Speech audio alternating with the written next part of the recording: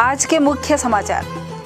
TS Singhdeo बने प्रदेश के उप मुख्यमंत्री। कांग्रेस कमेटी के कार्यकर्ताओं में खुशी की लहर।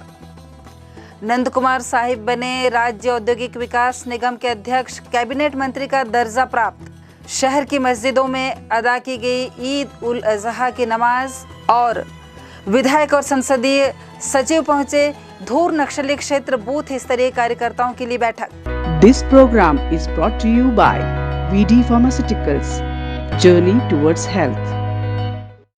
और अब समाचार विस्तार से। मैं गायत्री आचार्य। छत्तीसगढ़ की राजनीति में भारी उथल पुथल के बाद बुधवार को कांग्रेस हाईकमान ने छत्तीसगढ़ के वरिष्ठ कांग्रेसी और प्रदेश के स्वास्थ्य मंत्री टीएस सिंहदेव को उप मुख्यमंत्री बनाकर कांग्रेस में चल रहे अंतर्कलह को शांत कर दिया है। कुछ महीने पहले टीएस सिंहदेव ने दिल्ली जाकर अपनी नाराजगी व्यक्त की थी। तब कांग्रेस के आलाकमान ने उन्हें समझाकर वापस छत्तीसगढ़ भेजा था। तभी से ये कयास लगाए जा रहे थे कि टीएस सिंहदेव को छत्तीसगढ़ में कुछ नया पद मिलने वाला है। इस कयास का समापन कल यानी बुधवार की शाम टीएस सिंहदेव को उप मुख्यमंत्री बनाकर किया गया। आलाकमान के इस फैसले का कांग्रेस कार्यकर्ताओं ने गर्मजोशी के साथ स्वागत किया और खुशी जाहिर की। टीएस सिंहदेव के उप मुख्यमंत्री बनने पर बस्तर जिला जगदलपुर कांग्रेस कार्यकर्ताओं में जोश और उत्साह देखने को मिला। प्रदेश के स्वास्थ्य मंत्री टीएस सिंहदेव को चुनाव के ठीक पहले उप मुख्यमंत्री कैसे बनाया गया, पेश है एक रिपोर्ट।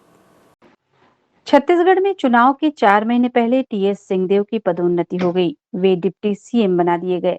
बाबा के आत्मीय संबोधन से राजनीति में विशिष्ट पहचान रखने वाले सरगुजा महाराज बस्तर की कांग्रेस राजनीति में खास दखल है।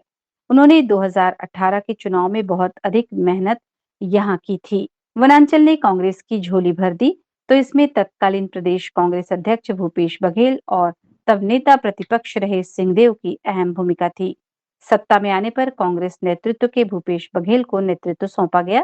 तब सिंहदेव भी टक्कर के दावेदार थे।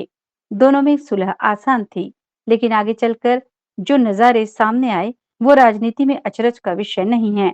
2.5 साल के फार्मूले का खूब शोर सुनाई दिया, लेकिन 2.5 साल के बाद 3 साल, 3.5 साल, 4 साल, 4.5 साल का वक्त गुजर गया। कोई फार्मूला फिट नहीं हुआ। अब छत्तीसगढ़ कांग्रेस के नेताओं को दिल्ली से बुलावा आया।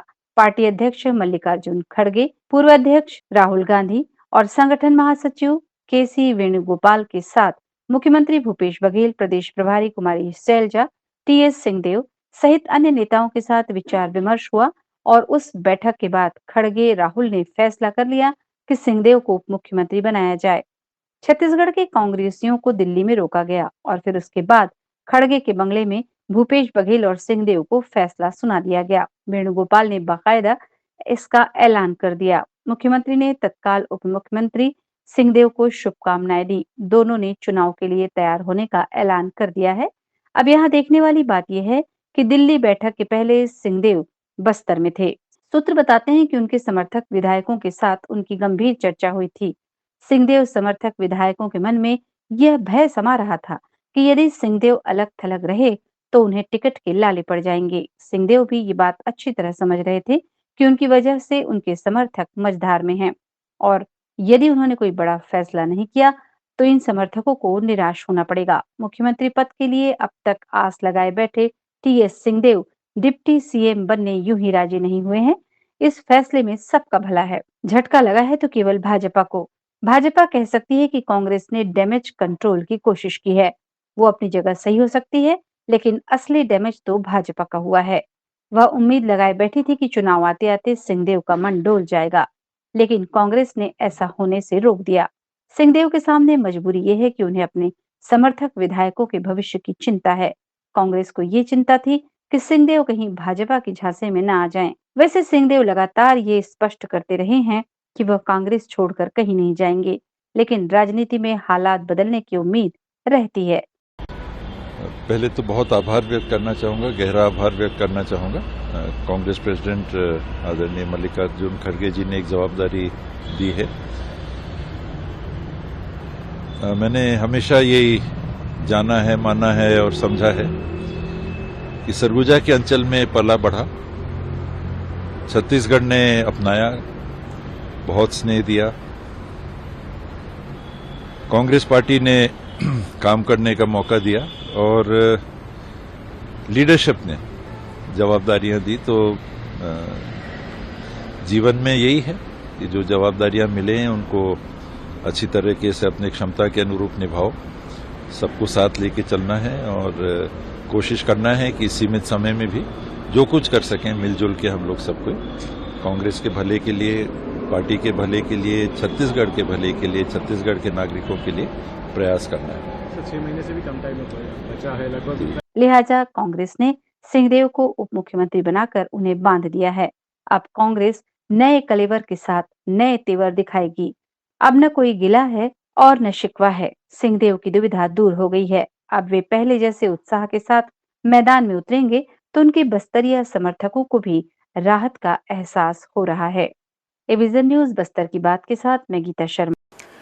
भारतीय जनता पार्टी के वरिष्ठ आदिवासी नेता नंद कुमार साय ने पिछले दिनों कांग्रेस का दामन थाम लिया था, जिसका कांग्रेस ने उन्हें राज्य औद्योगिक विकास निगम का अध्यक्ष बनाकर पुरस्कृत किया है। जसपुर क्षेत्र के कद्दावर आदिवासी नेता नंद कुमार साय रविशंकर शुक्ल यूनिवर्सिटी से ग्रेजुएट की डिग्री हासिल की और नायब तहसीलदार बने, लेकिन नेता बनने की चाह में उन्होंने नौकरी छोड़ दी और सामाजिक कामकाज से जुड़ गए। 1980 से 1982 तक रायगढ़ जिले में भाजपा के अध्यक्ष और 2003 से 2004 तक छत्तीसगढ़ भाजपा अध्यक्ष के रूप में काम किया। पार्टी में मान सम्मान न मिलने के कारण उन्होंने 2023 में कांग्रेस पार्टी का दामन थामा और कांग्रेस पार्टी ने उन्हें कैबिनेट मंत्री का दर्जा देकर सम्मानित किया है। आज गुरुवार को शहर के सभी मस्जिदों में ईद उल अजहा की नमाज अदा की गई।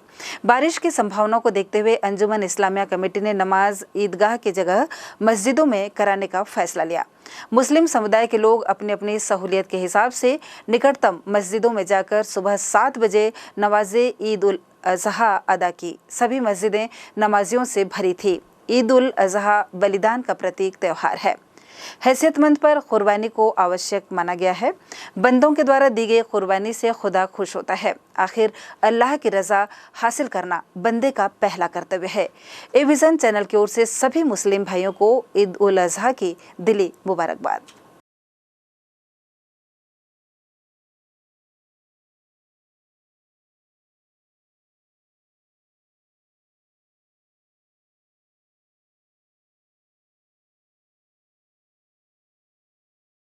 बुधवार को संसदीय सचिव और जगदलपुर के विधायक रेख चंद जैन ने जिले के धूर नक्सल प्रभावित क्षेत्र कोलेंग में बूथ कमेटियों की बैठक ली।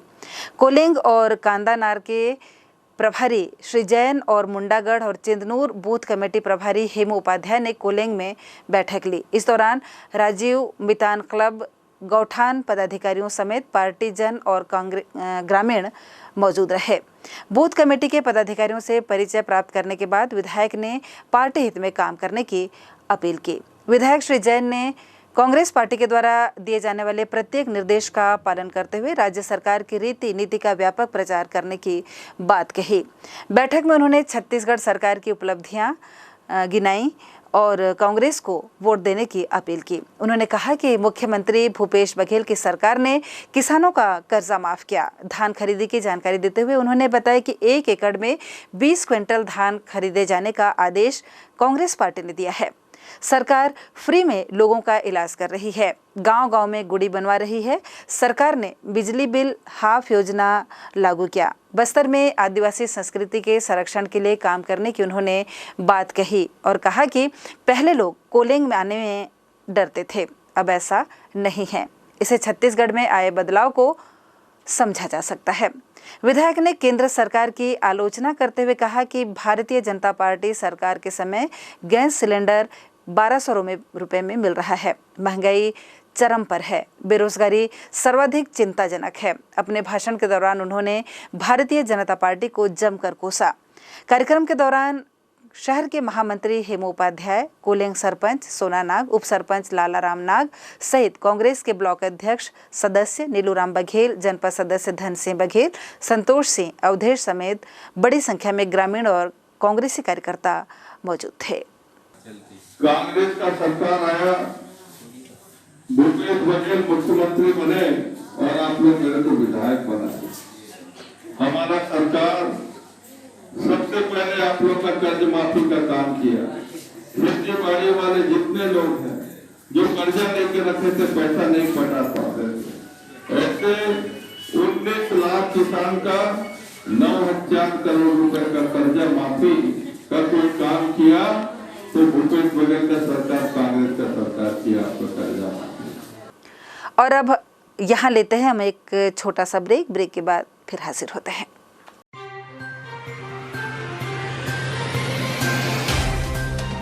सफर जगतुगुड़ा से जगदलपुर का, नित नई करवट लेता शहर हमारा, चौक चौराहों से होता हुआ विकास की गाथाएं गढ़ता बस्तर हमारा। कई रंगों से सराबोर कितनी ही कहानियों को समेटे, कहीं विकास के सोपान तो कहीं सरकारी दावे और उनका सच।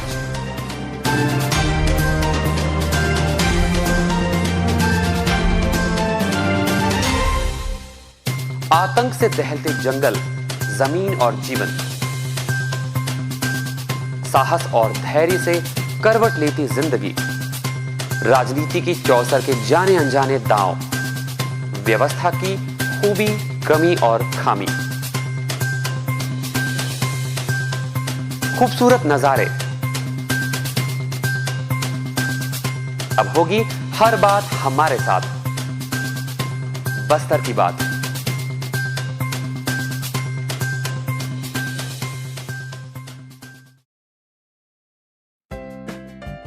देश की जानी मानी इंटरनेट प्रोवाइडर कंपनी रेलटेल अब अपने शहर जगदलपुर में उपलब्ध। केबल टीवी और ब्रॉडबैंड पाइए एक साथ, बेहतर सर्विस, शानदार गुणवत्ता, हमेशा एक जैसी स्पीड यानी 100 Mbps।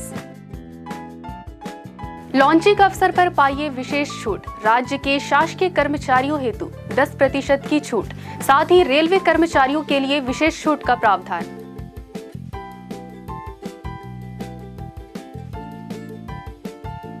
इंटरनेट कनेक्शन हेतु तत्काल अपने केबल ऑपरेटर से संपर्क करें या कॉल करें 9425262386 पर या 9617185020 पर। ब्रेक के बाद आपका स्वागत है। आइए बढ़ते हैं खबरों की ओर। कल बुधवार को कांग्रेस के वरिष्ठ मंत्री टीएस सिंहदेव को उप मुख्यमंत्री बनाए जाने पर भारतीय जनता पार्टी के प्रदेश अध्यक्ष अरुण साव ने कहा कि जो आदेश कांग्रेस पार्टी ने निकाला है वो सरासर गलत है। कांग्रेस पार्टी को उप मुख्यमंत्री बनाने का अधिकार नहीं है, ये अधिकार मुख्यमंत्री का है और राज्यपाल का है। जिसे 2.5 साल मुख्यमंत्री बनाने का वादा किया गया था, उसे मात्र 4 महीने के लिए उप मुख्यमंत्री बनाया जाना टीएस सिंहदेव का अपमान है। चला चले की बेला में कांग्रेस ने अपने अंतर्कलह को मिटाने का प्रयास किया है। कांग्रेस ने छत्तीसगढ़ को भ्रष्टाचार का, नशे का, अराजकता का गढ़ बना रखा है। जनता के आक्रोश से कांग्रेस डरी हुई है और अब इन सब फैसलों से कुछ होने वाला नहीं है। कांग्रेस पार्टी जनता को भ्रमित करने के लिए और अपने अंतर्कलह को छुपाने के लिए मात्र 4 महीने के लिए टीएस सिंहदेव को उप मुख्यमंत्री बनाकर कांग्रेस पार्टी छत्तीसगढ़ की जनता को भ्रमित करने का काम कर रही है। पहली बात तो ये है कि ये जो आदेश निकला है कांग्रेस पार्टी ने निकाला है। कांग्रेस पार्टी को उप मुख्यमंत्री बनाने का अधिकार है नहीं, ये मुख्यमंत्री और राज्यपाल को इसका अधिकार है। दूसरी बात ये मुझे लगता है कि जिस टीएस सिंहदेव जी से कांग्रेस पार्टी ने वायदा किया था 2.5 साल के लिए मुख्यमंत्री बनाने का, आखिरी 4 महीने में चला चली के बेला में उनको उप मुख्यमंत्री बनाकर कांग्रेस पार्टी ने उनके साथ अन्याय अत्याचार किया है। ये मुझे लगता है कि टीएस सिंहदेव जी का ये अपमान है। और तीसरी बात ये है कि जिस तरह से चला चली की बेला में ये उप मुख्यमंत्री बना के कांग्रेस के अंदर जो झगड़े चल रहे हैं, उस झगड़े से निपटने का प्रयास हुआ है। निश्चित रूप से ये स्पष्ट है कि भूपेश बघेल जी और कांग्रेस पार्टी आज डरी हुई है। जिस प्रकार से छत्तीसगढ़ की जनता में कांग्रेस के लिए आक्रोश है, जिस प्रकार से कांग्रेस ने छत्तीसगढ़ को भ्रष्टाचार का गढ़ बना दिया है, नशे का गढ़ बना दिया है, जिस प्रकार से शराब घोटाला, कोयला घोटाला उजागर हुआ है, विकास के सारे काम ठप हुए हैं और जनता में जो आक्रोश है वो उससे कांग्रेस पार्टी और भूपेश बघेल घबराए हुए हैं और इसलिए इस प्रकार का निर्णय लेना पड़ा है। क्या इससे 2023 के चुनाव में कोई फर्क पड़ेगा भारतीय जनता पार्टी को, क्या लगता है? बिल्कुल भी किसी तरह का कोई फर्क नहीं पड़ेगा। छत्तीसगढ़ की जनता ने कांग्रेस पार्टी को छत्तीसगढ़ से आउट करने का निर्णय तय कर रखा है, इसलिए इस प्रयास से कांग्रेस पार्टी को कोई लाभ नहीं होने वाला है। भारतीय जनता पार्टी के प्रदेश महामंत्री केदार कश्यप ने गुरुवार को भारतीय जनता पार्टी कार्यालय जगदलपुर में प्रेस वार्ता आयोजित कर कांग्रेस पर तीखे प्रहार किए और कहा कि कांग्रेस पार्टी हार के डर से भारतीय जनता पार्टी के कार्यकर्ताओं को डरा रही है, चाहे वो प्रशासनिक दबाव हो या फिर अन्य तरह के दबाव हों। लेकिन भारतीय जनता पार्टी के कार्यकर्ता उनके इस दबाव में आने वाले नहीं हैं। उन्होंने कहा कि कांग्रेस पार्टी को आने वाले चुनाव का डर इस कदर सता रहा है कि वो भारतीय जनता पार्टी के पदाधिकारियों को प्रलोभन देकर कांग्रेस में शामिल करवाने का षड्यंत्र रच रही है। इस संबंध में उन्होंने कुछ भारतीय जनता पार्टी के निर्वाचित सरपंच को मीडिया के सामने खड़ा करके उनकी आपबीती सुनाई। देश में आपातकाल को बीते हुए लगभग 48 साल हो गए, लेकिन कांग्रेस की मानसिकता अभी भी आपातकाल की स्थिति में है और लोकतंत्र की हत्या करने में कहीं पर भी पीछे नहीं है। कांग्रेस की इस सरकार ने जिस तरीके से हमारे ग्रामीण क्षेत्र के सरपंचों को, हमारे शहर के लोगों को प्रताड़ित करने का काम किया है, उनको दबावपूर्वक अपने पार्टी में शामिल करने का काम ये कांग्रेस पार्टी कर रही है। पूरी तरीके से कांग्रेस पार्टी अवैध कार्य को बढ़ावा देती है और पूरा उनका कार्यक्रम अवैध है। और हमारे आज यहाँ के सरपंच आए थे और उन्होंने अपनी बातों को रखा। उसके साथ साथ कांग्रेस की पार्टी लगभग 4 वर्ष हो गई, इन्होंने प्रधानमंत्री आवास के नाम पे लोगों को आवास उपलब्ध नहीं कराया, लेकिन जो आवास बने हैं उनके ऊपर बुलडोजर चलाने की बात और उनको नोटिस भेजने का काम इस कांग्रेस की सरकार कर रही है। वहीं दूसरी ओर जो लोग और इस तरीके से बसे हुए हैं, घर बना करके रखे हैं, उनके साथ में आखिर ऐसा कौन सा रिश्ता है, क्यों उनको नोटिस नहीं भेजा जा रहा है, ये भी इस कांग्रेस पार्टी को बताने की आवश्यकता है। उसी तरीके से हमारे किसान साथियों के साथ में जो प्रधानमंत्री किसान सम्मान निधि जो उनको दिया गया, कांग्रेस की सरकार से पूछना चाहता हूँ कि केंद्र से कोई पत्र आया कि मोदी जी के माध्यम से कोई पत्र आया है जिसके कारण से आप लोग हमारे किसान भाइयों से ये नोटिस भेज रहे हैं, उनसे वसूली करने की कार्रवाई कर रहे हैं, जबकि वो पात्र है और कई ऐसे हैं जिनको पैसे मिले ही नहीं है, उसके बावजूद भी कहते हैं उनको नोटिस भेजा गया है। तो पूरा इस मामले में भ्रष्टाचार है और इस भ्रष्टाचार को बढ़ावा ये कांग्रेस की सरकार दे रही है। और जो लोग पात्र हैं और जिन लोगों का प्रधानमंत्री किसान सम्मान निधि में उनको राशि मिली है, तो वो कोई कहते हैं स्वस्फूर्त जा करके उन्होंने अपना नाम नहीं जुड़वाया था। कहीं ना कहीं से ये प्रशासन का लोचा है, प्रशासन ने कहीं ना कहीं से गड़बड़ी की है और इस गड़बड़ी का खामियाजा भी प्रशासन भोगे और उसके ऊपर जो इसमें दोषी है उनके ऊपर कार्रवाई हो। भूतपूर्व विधायक संतोष बाफना ने कहा कि कांग्रेस पार्टी ने अपने कार्यकाल में सिर्फ घोटाला किया है और अब भारतीय जनता पार्टी के निर्वाचित प्रतिनिधियों को दबावपूर्वक अपने ओर करने की कोशिश कर रही है। कांग्रेस में शामिल होने के लिए दबाव डालते हैं, नहीं तो हम टैंकर नहीं देंगे, यहाँ पर तो विकास के काम नहीं करेंगे, धारा 40 के तहत कार्रवाई करेंगे, ये धमकी देते हैं। हमारे सम्मानीय जो आए हैं लोग ये बैठे हैं, हमारे बगल के सरपंच जी से सभी लोग बैठे हैं और इससे पहले भी यहाँ पर जगदलपुर विधानसभा में चाहे वो कोपापुरा का हमारा सरपंच जो सुरनाथ, अभी हमारा करनपुर का सरपंच है तिरुपति नागेश और ऐसे जो सरपंच और हैं उनके ऊपर हमारे चिड़ीपाल का सरपंच है गिरनाथ बघेल, उसके ऊपर लगातार दबाव बना के ये कोशिश करते हैं कि आप लोग कांग्रेस में शामिल होइए। बस्तर कलेक्टर विजय दयाराम के निर्देश पर विद्युत विभाग द्वारा करंट से 14 मवेशियों की असामयिक मृत्यु की क्षतिपूर्ति और मुआवजा की राशि का वितरण आज गुरुवार को किया गया। मुआवजा राशि 4,40,800 रुपए का चेक कार्यपालन अभियंता श्री अगरवानी के द्वारा मवेशी मालिकों को दिया गया। गौरतलब है कि कुछ दिन पहले आसना डोंगा घाट में विद्युत लाइन के करंट लगने से 14 मवेशियों की मौत हो गई थी। कलेक्टर ने इस दुर्घटना के लिए नियमानुसार त्वरित मुआवजा राशि देने के निर्देश विभाग को दिए थे। कुछ मान्यताएं और परंपराएं हम निभाए चले जाते हैं और कभी भी उसकी वजह जानने की हमें ज़रूरत महसूस नहीं हुई। हिंदू रीति रिवाजों के तहत मनाए जाने वाला देवशयनी एकादशी भी उन्हीं में से एक है, जिसको मनाए जाने की वजह पर अक्सर हमारी नज़र नहीं होती। आज के हमारे अंक जिंदगी हमारे आसपास में देवशयनी एकादशी की उन्हीं धार्मिक मान्यताओं की चर्चा है जो वैज्ञानिक दृष्टिकोण से भी तर्कसंगत लगती है। कहीं दरख्तों के साए और कहीं परिंदों की प्यास, बिखरी हुई है जिंदगी हमारे आसपास।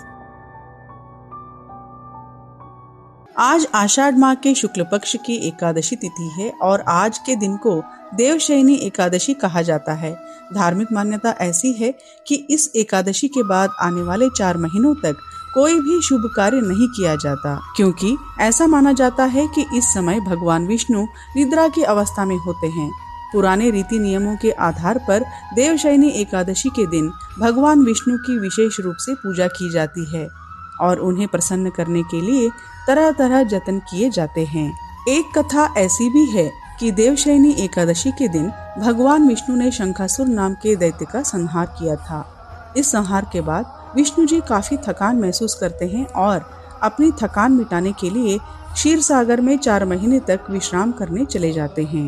देवशयनी एकादशी तक शुभ कार्य नहीं करने के पीछे की दूसरी जो वजह बताई जाती है, उनके अनुसार चतुर्मास का यह समय बरसात का होता है, जब पूरी सृष्टि वर्षा से जूझ रही होती है। इसी के साथ सूर्य अपने दिशा को बदलते हुए दक्षिण की तरफ जाकर कर्क राशि में प्रवेश करता है, जहां कर्क राशि का केकड़ा सूर्य को निगल जाता है, जिसके कारण दिन छोटे होने लगते हैं और संसार में अंधेरा छाने लगता है। संसार को इस आपदा से संभालते हुए भगवान विष्णु थक जाते हैं और ये काम अपने अवतारों को सौंपते हुए स्वयं निद्रा में चले जाते हैं। देवशयनी एकादशी के बाद 4 माह तक शुभ कार्य को रोके जाने के पीछे की तीसरी वजह बताई जाती है कि ये समय वर्षा का होता है और इस मौसम में ब्राह्मण पूजन जैसे क्रियाकलाप बाधित होने की पूरी आशंका रहती है। इसके अलावा इन 4 महीनों में बरसात के कारण कई तरह के रोग और समस्याओं का प्रकोप बढ़ने लगता है। वातावरण में नकारात्मक शक्तियों का प्रभाव भी बढ़ जाता है। इन्हीं सब उलझनों के चलते व्यक्ति का मन ये 4 महीने पूजा पाठ में ठीक तरह से नहीं लग पाता है और इस कारण से भी देवशयनी एकादशी के बाद 4 महीनों तक हिंदू मान्यता के अनुसार धार्मिक कार्य नहीं किए जाते हैं। विज्ञान सम्मत बातों को आस्था से जोड़कर जीवन को सही दिशा देने की प्राचीन परंपरा भी एक अच्छी प्रथा है। कहीं दरख्तों के साए और कहीं परिंदों की प्यास, बिखरी हुई है जिंदगी हमारे आसपास। वो तमाम बातें जिस पर आम तौर पर हमारा ध्यान नहीं जाता, ऐसे विषयों को पेश करने की हमारी कोशिश जिंदगी हमारे आसपास आपको कैसे लगती है, हमें हमारे YouTube चैनल पर अपने कमेंट्स के माध्यम से बताया करें। इसके अलावा आप हमसे और भी क्या चाहते हैं उसकी भी जानकारी दें। और अब मौसम की जानकारी। राष्ट्रीय मौसम विभाग की चेतावनी के अनुसार आज देश के 24 राज्यों में जोरदार बौछार की चेतावनी दी गई थी। हुआ क्या, ये हम आपको कल बता देंगे। दिल्ली यूपी में भी खूब बरसेंगे बादल।